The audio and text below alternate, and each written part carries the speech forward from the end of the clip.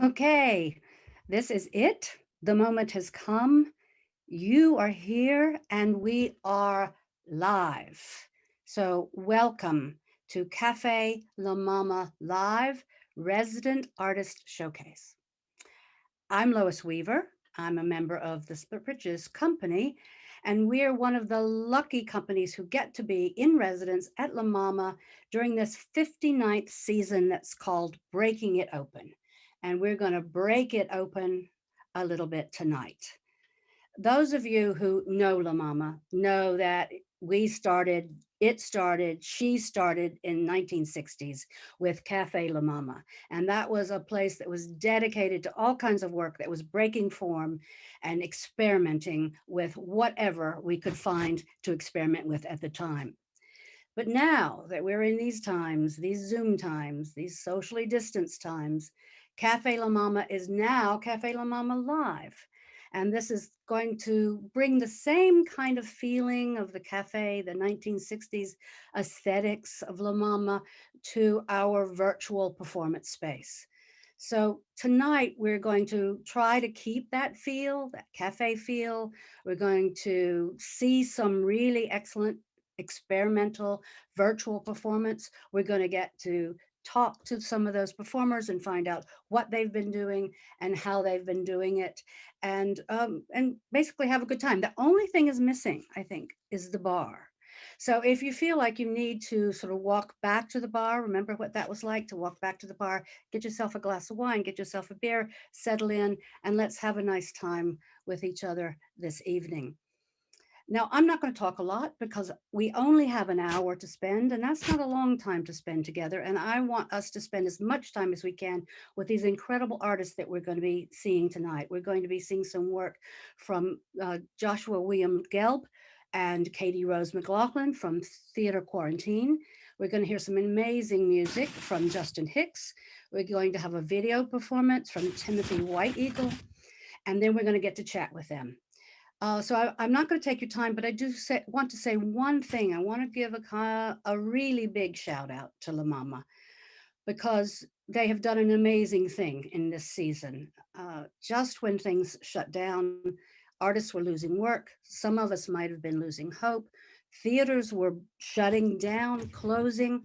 La Mama decided to open it up and to institute this breaking it open season, which is a season that's really dedicated to the artist and to the artist in the midst of their practice, the artists who are developing work and who are starting right where they are in the midst of this pandemic, in the midst of a kind of lockdown Zoom world, working with the things that we've got and making work out of where we are at this moment. So you're going to be seeing some of that tonight.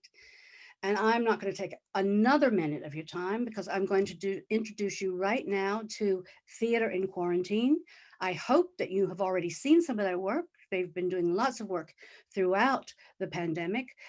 They started out, I think I heard, by creating a 2 by 2 by 8 foot closet and making work there. And you're going to see some of that work tonight, and we're going to be able to talk about some of the other work they've been doing as a result of the work they started in that closet. So I'm going to turn it over to you, Theater in Quarantine. And if you could give them a hand ahead of time. Thank you so much, Lois. Thank you, Lois. And you're exaggerating only by 2 feet. It's 4 by 2, 2 by 2. I don't know how we'd manage. I don't know. It would be thrilling and amazing. Oh, here, I'm going to set a timer because we're only allowed to work for so long. So those of you watching at home, we're going to give you a little taste of actually how we create our pieces. We, broadcast tri-weekly on YouTube, and no one ever really gets to see this part of it, which is, we rehearse on Zoom. Yeah. Josh, do you want to say anything before we start? We have a piece, an evening of Closet Works, which is our short form evening coming up on Thursday. And so we have a dress rehearsal tomorrow. We are in the thick of it and really happy to be here at this sort of in process moment. And so we thought we're working with a new piece written by composer, songwriter Grace McLean, and she just pounded this out for us last weekend, and we're putting it together for Thursday night at 7 and 9 p.m. So we're just gonna kind of keep working. I mean, we've been working all day. We're gonna keep going, and we'll show you the whole thing, and as a sort of sneak preview of our coming show. So take it away, Katie Rose. I'm gonna go into the correct view. Great, thank you. No problem.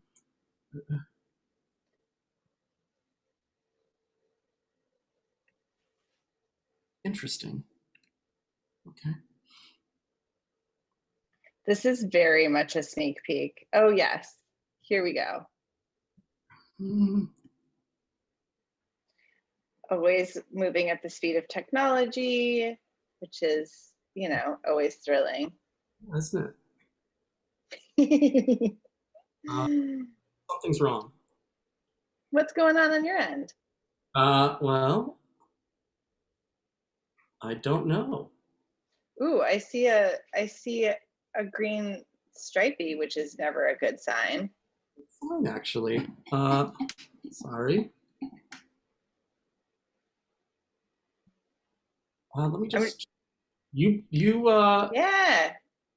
Here I am, all by myself. Josh is getting himself situated. Again, this is like very similar to what we rehearsed. Oh, there he is. Not yet. So close. Yeah, so we're gonna premiere this piece on Thursday, which you should come back and see the whole thing. Assuming that we get any of this up and running right now. We were fine in tech. I think that we'll be Chris, I think that we'll be fine. We got it. Oh, great. We're gonna work just for a very short period of time, and then we'll run it. Like Josh said, we've been rehearsing all day and have,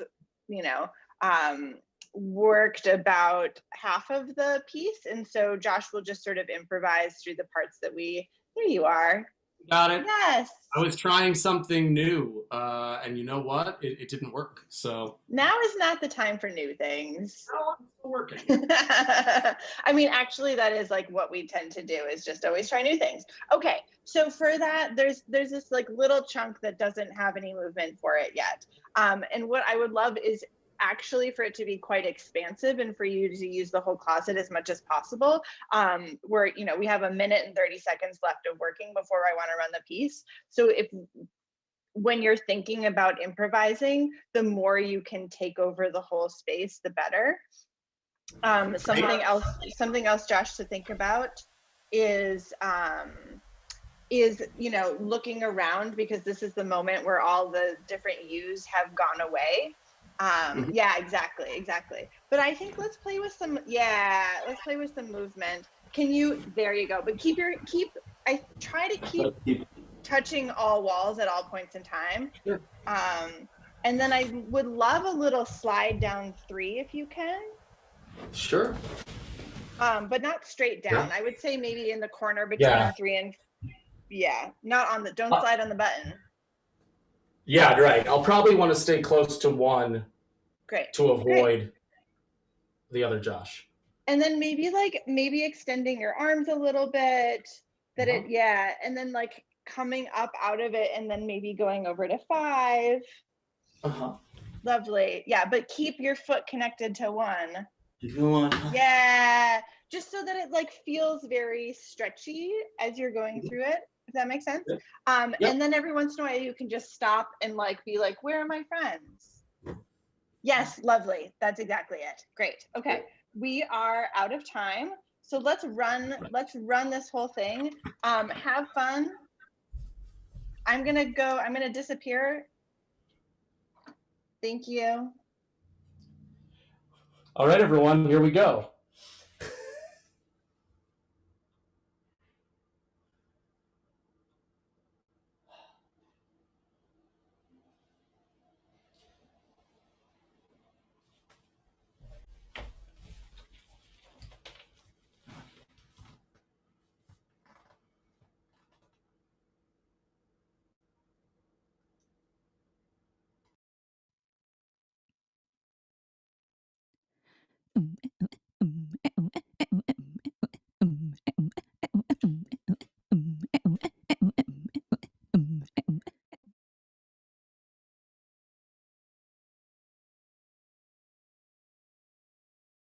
All right, we're going to take it once more from the top of that.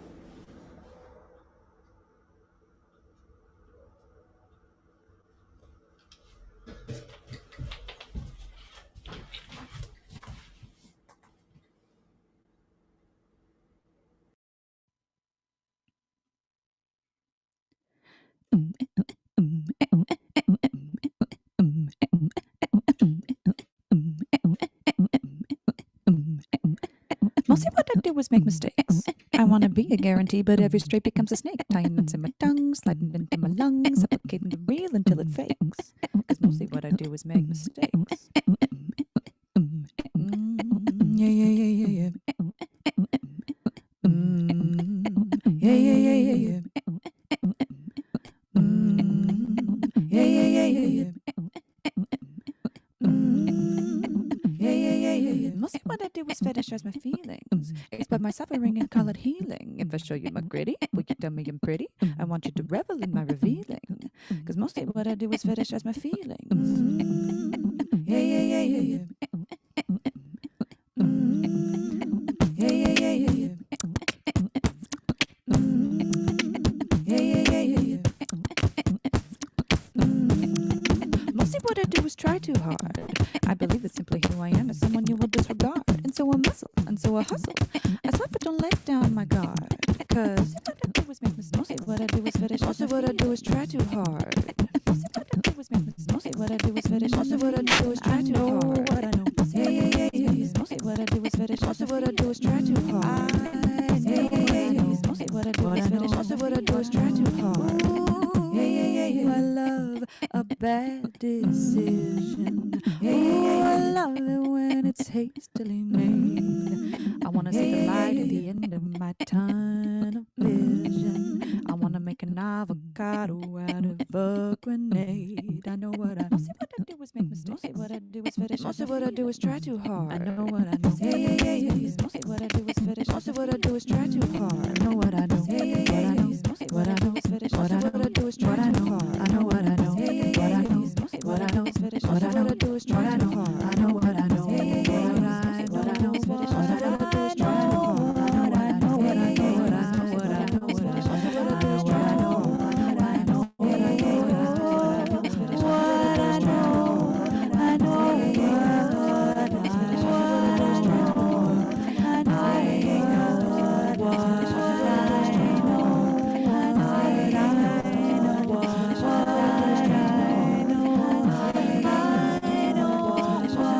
try too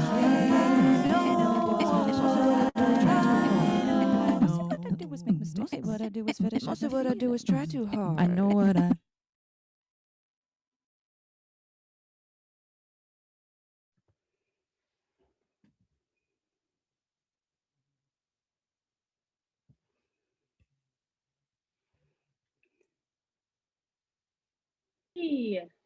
Great work, Josh. Yeah, you know, it happened eventually.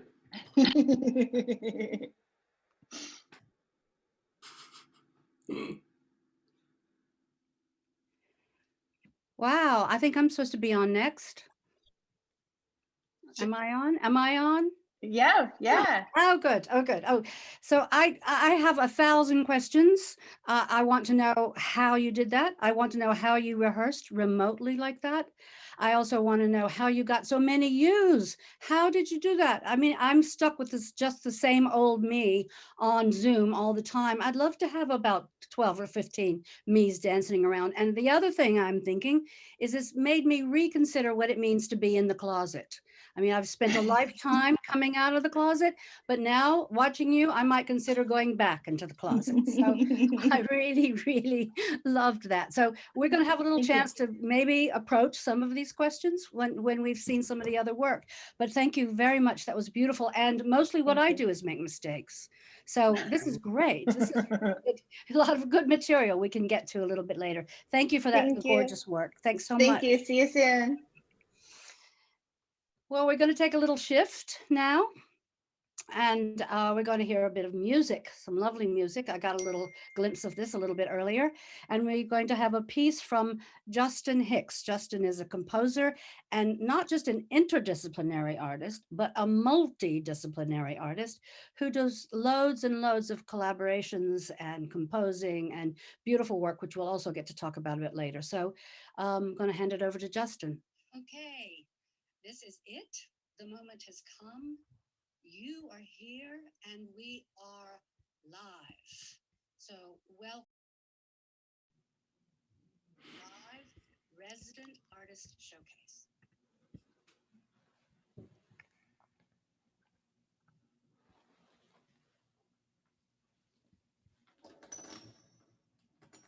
Amen.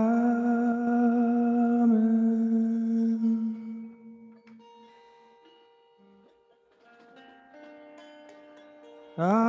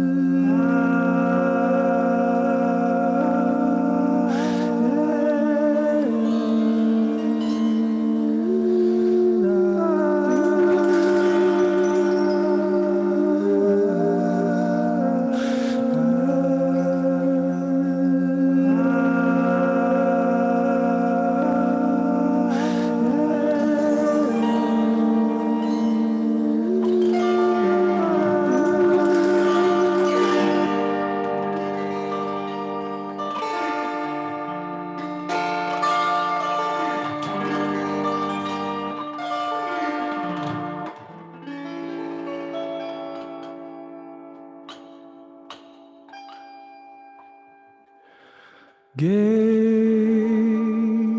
in the mirror.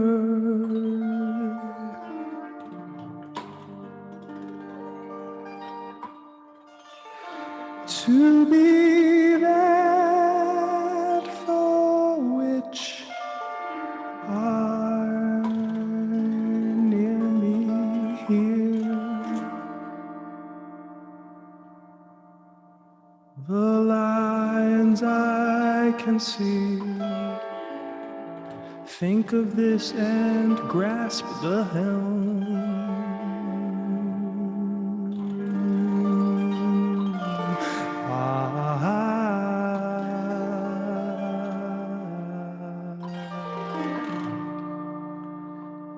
If it gets clearer, maybe time will lift the bigger fears. Fears reliable, it seems. Most of us are overwhelmed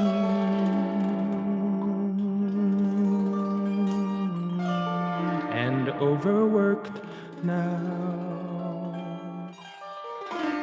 So it's chaos, chaos, chaos.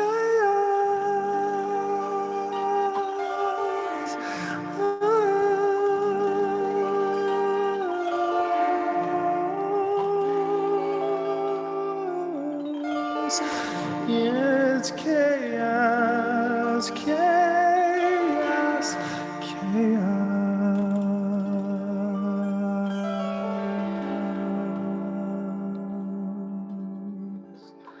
Stand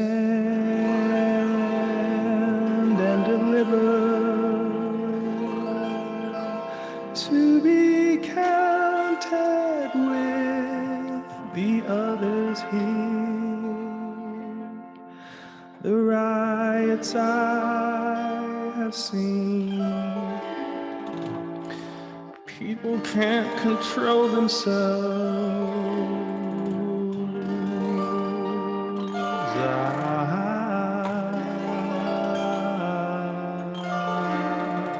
Space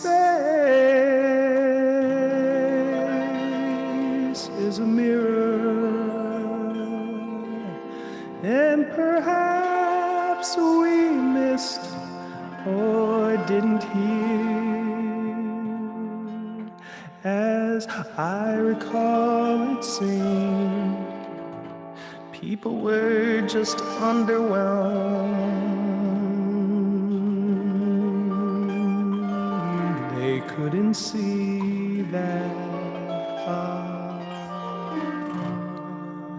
in the chaos, chaos, chaos.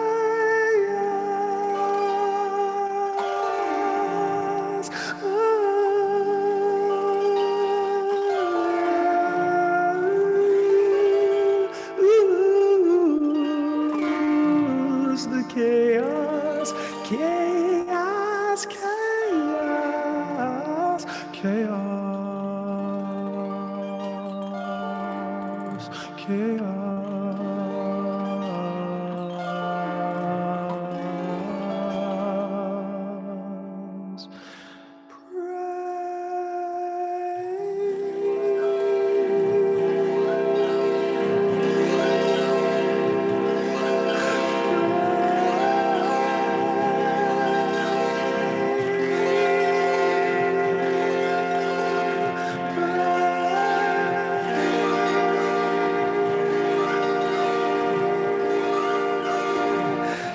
You'll come upon some subtle light,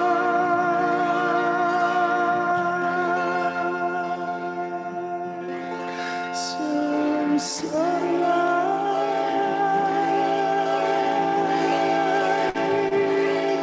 'cause it's chaos, chaos, chaos, chaos.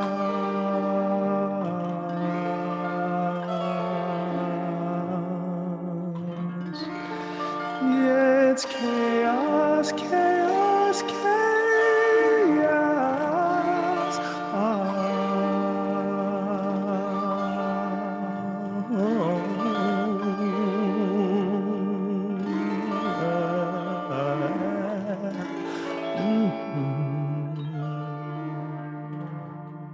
Gaze in the mirror to be that for which are near me here.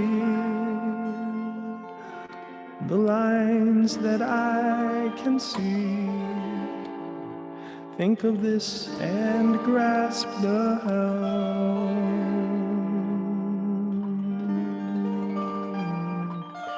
You're on the clock now.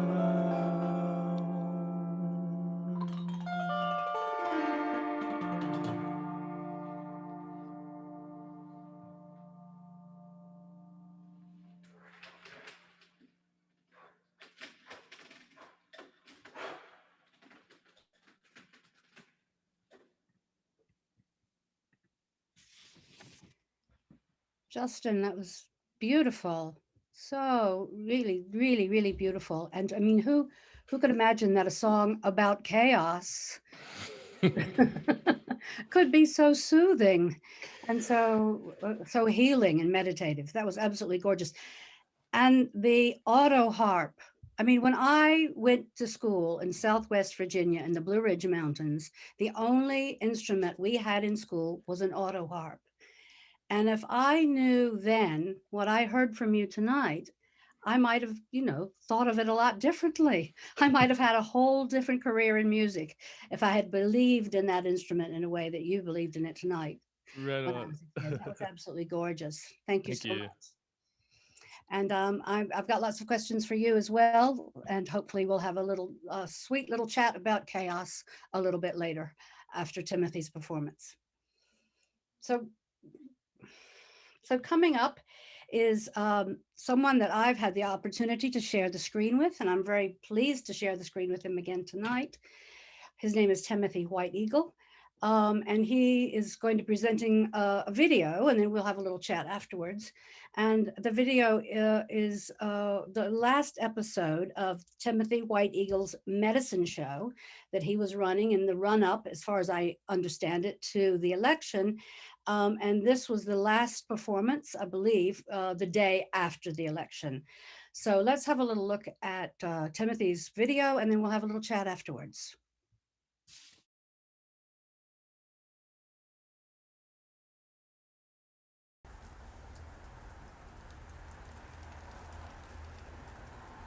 You see, our ancestors had a different way of being with the world and with their food. And we're a long, long way away from that. But I believe it is possible that if we can rekindle our connection to those ancient feelings, that we can start moving our systems and our societies towards something that is more holistic and supporting of our human beingness. Because this current culture we're involved in has driven something out of us. It has driven out the idea that we are part of a web of life and that we are all connected and that we all should be here in service to each other and to the planet.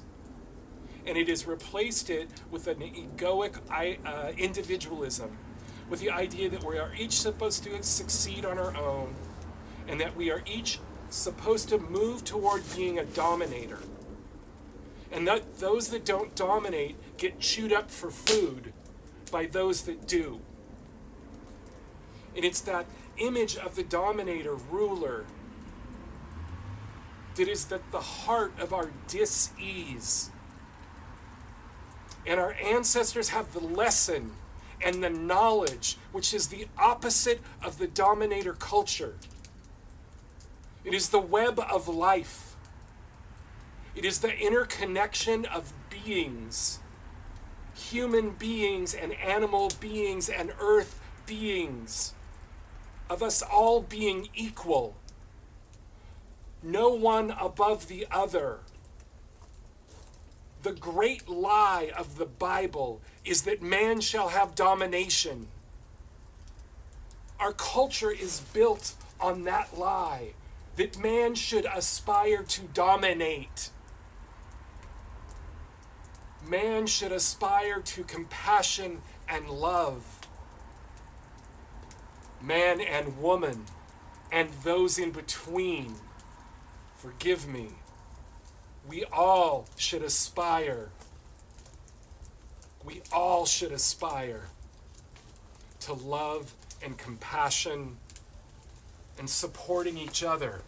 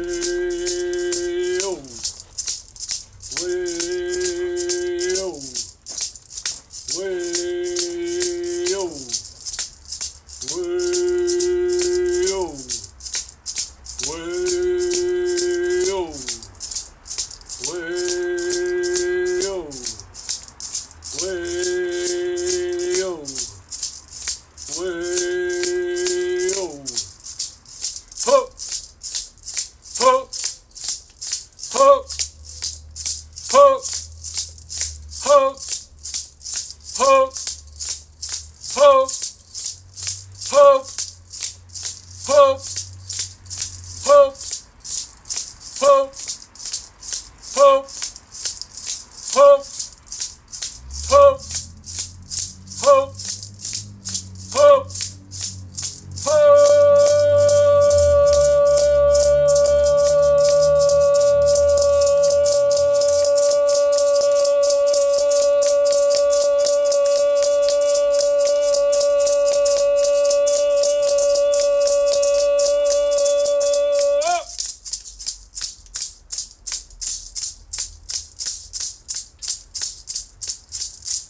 to all that is, we call out, we call out, we call out. To all that is, we call out. May our paths be bright and clear. We witness in ourselves the shadow and allow ourselves to be imperfect. We witness in ourselves the light, and we align ourselves with the light, with evolution, with forward movement. We call into ourselves the balance of masculine and feminine. We call into ourselves the balance of masculine and feminine. We call into ourselves the balance of masculine and feminine. We are here to witness ourselves and each other in a place of balance and power. We call to the artists to be awoken, to bring forward the new mythologies which explain the time we are in and give us the vision for the future. We call out to the artists, may they be awakened to this time, this moment, this history, and help us forge the visions of the future to come. We call to the planners and organizers, to the voices in the street. May they be protected as they raise their fists against tyranny. May they be protected as they raise their fists against tyranny. May they be protected as they raise their fists against tyranny. We call out to the organizers, the lawmakers, the shepherds, those policy workers, those bureaucrats. We awaken your hearts. We awaken your hearts. We awaken your hearts to a just way of being. We call to corporations, to capitalism, to fear not your failings. Fear not the end of your time. Fear not the transition to a different way of being. As capitalism comes to a close, may those human beings within those systems open their hearts to the possibility of other ways of being. As those systems of capitalism fail, may the individual human beings within those systems open and rejoice at the chance of a new vision, of a way of being in the world in a new way. May they keep their energies moving and positive. May capitalism die with ease and transition to the place of the ancestors while we birth something new, which is supportive and holistic of our human beingness. Because capitalism is built on domination and patriarchy and cannot survive in the vision I hold. The vision I hold is a world of compassion and love, an interconnected understanding of how and who we are in the world. None of us need to fear death. We are all in a glorious state of decomposition. We are all in a glorious state of decomposition. We are all in a glorious state of decomposition, including capitalism. Including capitalism. Including capitalism. May we all decline with ease and confidence as we approach the veil and move toward living with the ancestors. May we do so with confidence and ease. May we do so with confidence and ease. Every day we are in a state of decomposition. May we move so. May it lighten our load to know that this too shall end. All of it will end. All of it will break and fall apart. all of it will get burned up like an old box and return to the earth. All of it. All of it. May we know that in our hearts and surrender our stranglehold on things not changing. May we be open to change, to transformation, to degradation, to decomposition.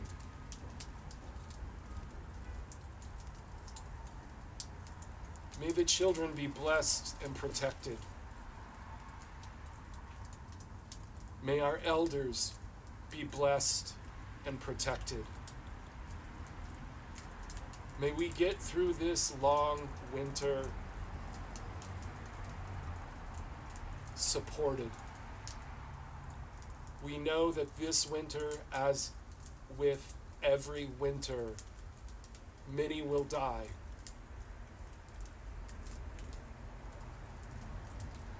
May we move forward through the winter with grace, knowing that all things will end. May we move forward with grace, knowing that all things will end. May we move forward with grace, knowing that all things will end.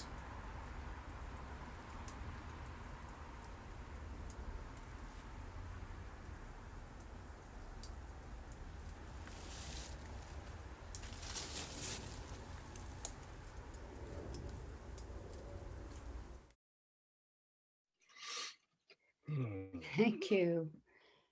Thank you, Timothy. Thank you for that. I was going to say a fireside sermon, but it felt more like a fireside prayer, a wonderful prayer. And so many of the words stuck with me, particularly declining with ease. I thought that was such an amazing phrase and something that, I think, we're all thinking about decomposition and death and decline, both of the cultures that we're striving through and also, our health. I just think that was such a beautiful bit of grace that you gave us, was that phrase of declining with ease. Thank But I you. also thought I liked the way that you used the phrase call out, because you reversed it in a way. We're so used to that call out culture, that sort of attacking, or calling out or holding responsible and accountable for good reasons. But you were talking about a different kind of calling out. Can you talk about that just a little bit? It's a phrase I've used for 20 or 30 years from before call out culture. And so I'd love to take credit and say that I was commentating on current society, but it was just language that made sense to me years ago when I was forming my personal vocabulary for prayer. And has stuck with me ever since. Well, I mean, I like that it felt like it transcended the current cancel culture, that it was something that maybe it was a part of that, or maybe it wasn't a part of that, but it pulled out of that into a larger request. And that's what it felt like. Let's call out these powers that can make us be the best that we can be. I agree. The other word, I mean, you begin the whole thing talking about dominance, and I think that's also something that's kind of on our mind, has been on our mind. Maybe we're coming out from the trauma of a kind of dominance that we felt over the last 4 years. And something that I've been thinking about, I heard someone talking about an artist they knew who was a musician who made the statement that they didn't want to be a competing artist, they wanted to be a contributing artist. And I feel like so much of what you were saying, especially in that beginning section, in that beginning part of the prayer, was speaking to that part of ourselves. How can we contribute without competing? I love that. I think I'm going to borrow that phrase for myself. I think I am too. That's why I wanted to say, I think that's something that we can all, especially now, I think that we've all been through something together, and we've all understood this thing about mutual, what it means to be mutual and what it means to aid each other in a sense of mutual aid. So yeah, let's be contributing artists. And speaking of contributing artists, let's maybe get the rest of the artists onto the screen, and we can have a larger conversation about the works. Great. Hello, everybody. Thank you. Thank you again for your lovely work. And I'm going to just plow right in, and I'm going to start with you, Timothy, since we are already chatting. I mean, what I found interesting, because I've seen a little bit of your medicine show, and I've seen some of your Instagram work, and I saw other bits that were a bit more object-based, more costume-based, more visual. And this one was much more simple and grounded in ritual. And so what I wanted to ask you, and this is a question I also would like to ask Josh and Katie Rose, is how, is this a change that's come about, or has this always been a part of your practice? Is this a change that's come about as a part of this lockdown pandemic life, or are you moving in a different direction? I think the root of my work, both visual and when I'm making objects, photographs, or performances, has always been ritual. That's the thing that sews them all together. And my work during lockdown, for 6 months, I was doing the Instagram show, and that was purposefully engaging some parts of myself that were less serious. And so the Instagram show was often very fun, very improvisational, very silly. And then it would lead into an ending section that was like what we saw here. This was maybe a little extra energized in a certain way towards ritual and prayer, but that was always the goal, to go to a place of focused offering of intention and a statement about what I saw in the world. And it was interesting, a lot of people would tune into my Instagram show and sort of think they got it and not be interested in it and check out. And I would get comments like, you really need a good editor, or there's some good stuff in there. And for me, if I did a 45-minute broadcast, the first 30 minutes were my ritual preparation. It just wasn't what people expected from me. They didn't want me to be silly and be playing with props and playing with silliness. And they wanted me to have this gravitas that a lot of my early work had. And so I was allowing myself to explore some of the terrain I was working with in my 20s, when I was doing like club kid stuff and, performing in clubs and things. And so for me, the lockdown is giving me this chance to take a step back, look at what I was creating, and play with it. And what I recognized was that I'd kind of over the years lost my sense of humor to a certain degree, and really gotten into this sort of heavy Native American expectation. And I really wanted to expand myself and let my work breathe a little. And so that's what I was doing with the Instagram show. And I like the process of breathing, and of course, like we all do. Well, sometimes we don't think about it though. Yeah.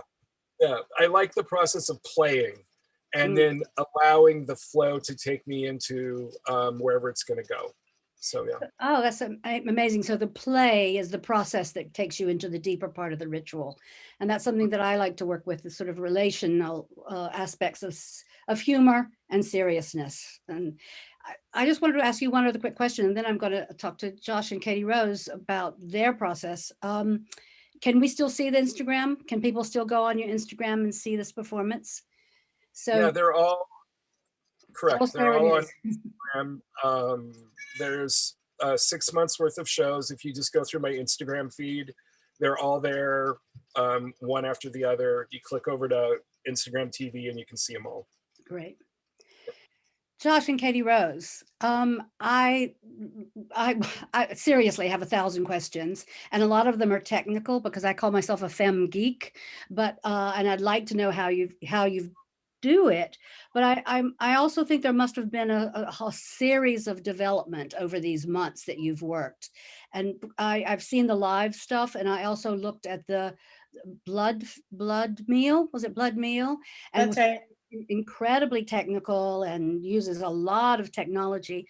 And I was just wondering if that's the direction you're headed. I just, again, I'm thinking about what your trajectory is from when you started in the beginning of the pandemic to now, and what you think that is, or how you might describe it. Well, I mean, we started from a place of just craving the body and a craving of design in a way that was missing in so much of the Zoom based work that we were seeing. And so that's where the closet came to be, which allowed us to have something that felt tactile and allowed us to have something that could emphasize movement and dance. Katie Rose and I are both physical theater performers. And I mean, I guess we didn't start with as much of an emphasis on liveness as we've ended up embracing. But we always moved in the direction of knowing that we wanted to be live, that was ultimately the sort of theatrical expectation that we had for ourselves. And so this piece actually is sort of the culmination of us. I mean, it is truly technical, that's for certain. But it's the culmination of us attempting to figure out how live we can get it. Grace's work, of course, is all based in looping audio. And so we were interested with what would happen if we did that visually as well. We've played with it a little bit, but we are going to be pushing forward a lot more with, building sort of expansive pieces based off of loops. And this is one of our first big tests. So you're doing video looping. I mean, so that's exactly what you're doing. You're creating the gesture, and then that's looped, and then that's how you get to have all the multiple use. Yeah, the button that Josh has is like a looping pedal, essentially. Oh. Kind of. And then you divide the screen up into 4 screens. That was you have 4 closets, which is cheating, maybe.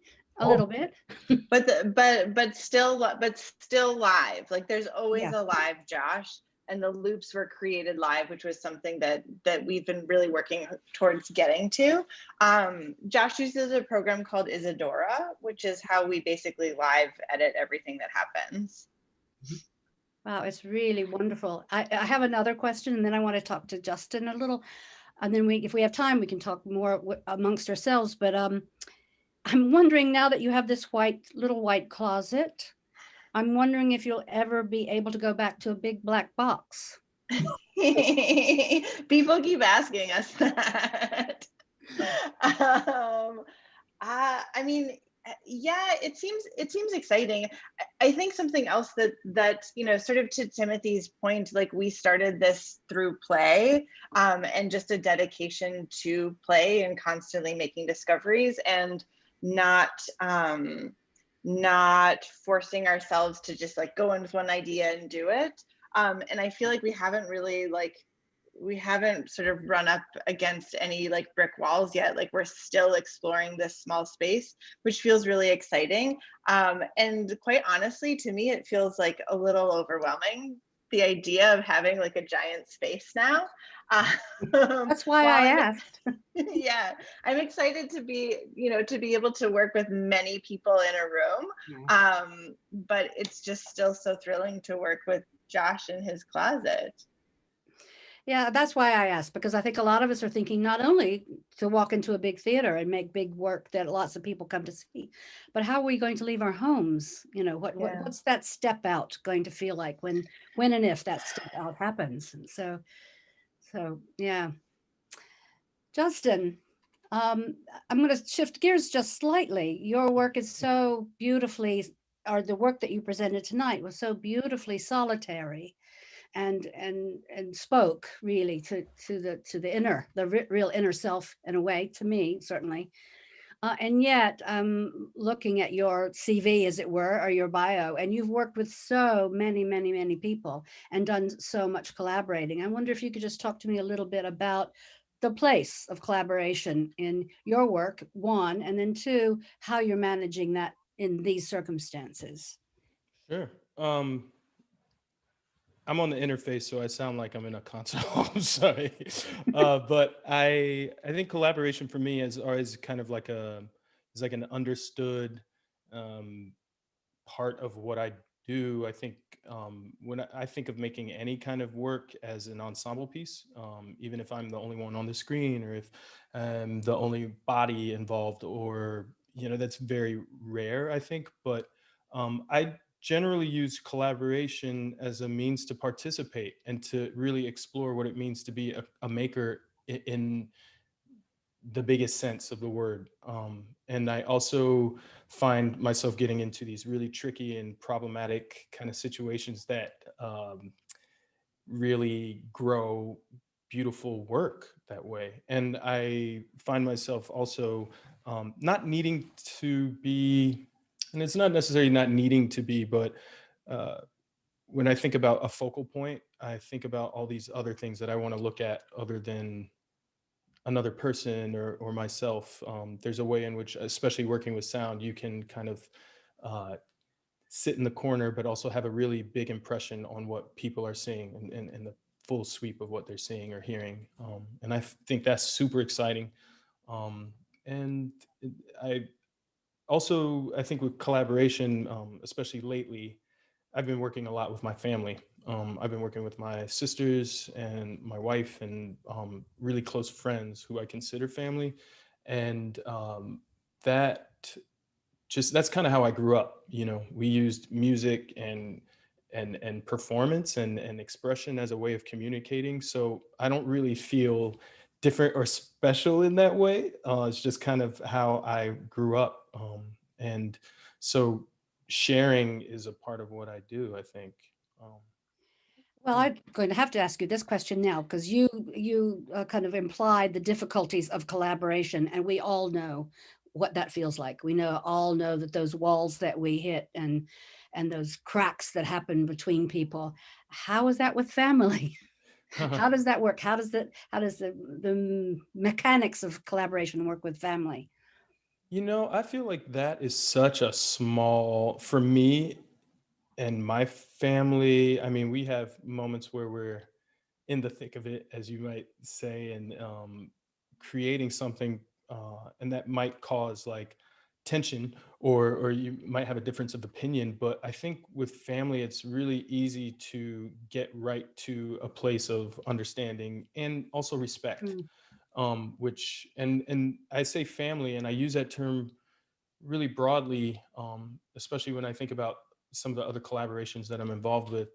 Most of the time they grow and they do become like family kind of situations. I think most yeah. people who collaborate anyway, or have a dance company or whatnot, can imagine that what that feels like. So, I was talking to my sister the other day. I was like, I think I just want to say good things, and I want to be involved in saying things that are useful and things that are healing. That's the place I'm in right now. And particularly with La Mama and this residency, the song I did was actually born in a show that I did at La Mama. It was the first time I had done a show at La Mama, and I did that with another, I think, a La Mama baby, Charlotte Brathwaite. It was a show called Prophetica. So I wanted to like carry this family kind of lineage through my residency on the way to maybe building some songs for Ellen Stewart. Well, La Mama's is certainly a wonderful place for family, because we all feel and sense that those of us who work there always feel like we're part of the family. But you spoke in a way similar to some of the things that Timothy and I were speaking about. What does it mean to be an artist and contribute? So we have a few more minutes, and I was just wondering. You've mentioned that you want to create something that's healing and safe, but I wonder, maybe Timothy and Josh, Katie Rose, what are some of the things that you feel like out of this period of time you would like to leave behind or contribute, or what's the thing you want to give over? Any thoughts on that, Timothy? I've been meeting every week with a team of collaborators, and we meet on Zoom. And what we've been, our theme is, what is the ritual we need when we step out again?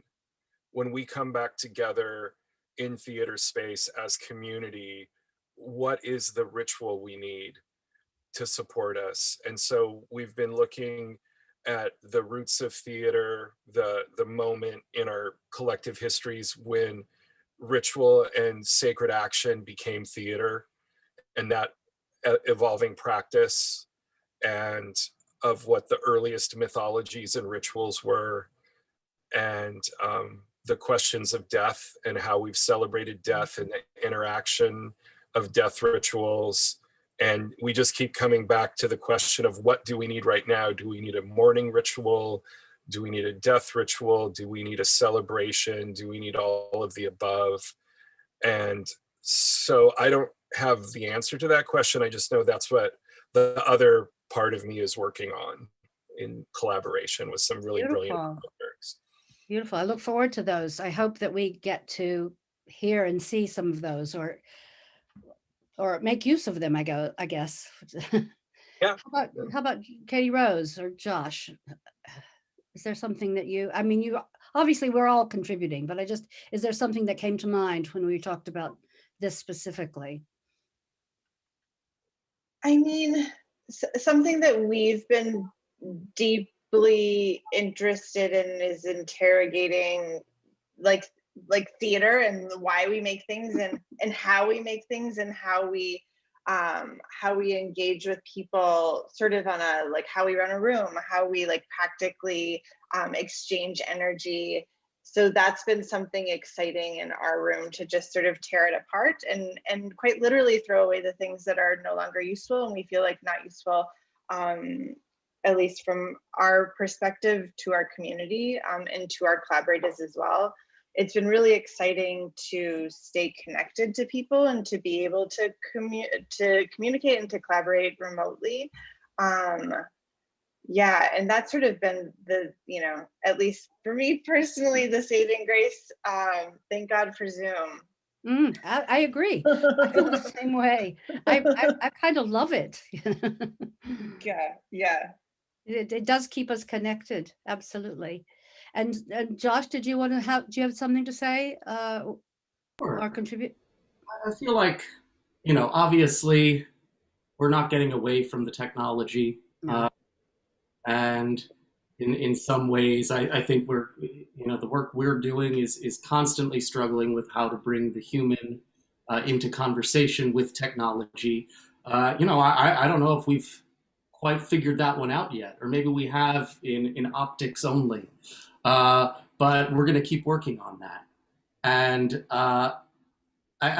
But at the same time, who knows what's going to come of this work that we're doing when everything returns. And I think, if nothing else, the archive that we have up just sort of stands as a bit of a testament to what's possible in some really trying circumstances. No, I think you're right. I think there's, in a sense, we're never going back. I mean, we've come through this threshold here, and I don't think we'll ever go back. This has become our proscenium march of the 21st century, and so I think that these are new tools, and there are ways that we can stay connected and make more accessible performance and things like that. And speaking of connected, we have about 2 more minutes before we're meant to close, and I'd like to find out how we can stay connected to you, and let the audience who are listening, how they can stay connected to you and to your work, where they can find you, where they can listen to you, how you might want to stay connected with them. Justin, can you give us an idea of where we? Sure. Right now, you can stay connected through my Instagram page, which is not that active, but I watch a lot of things and I post when something happens.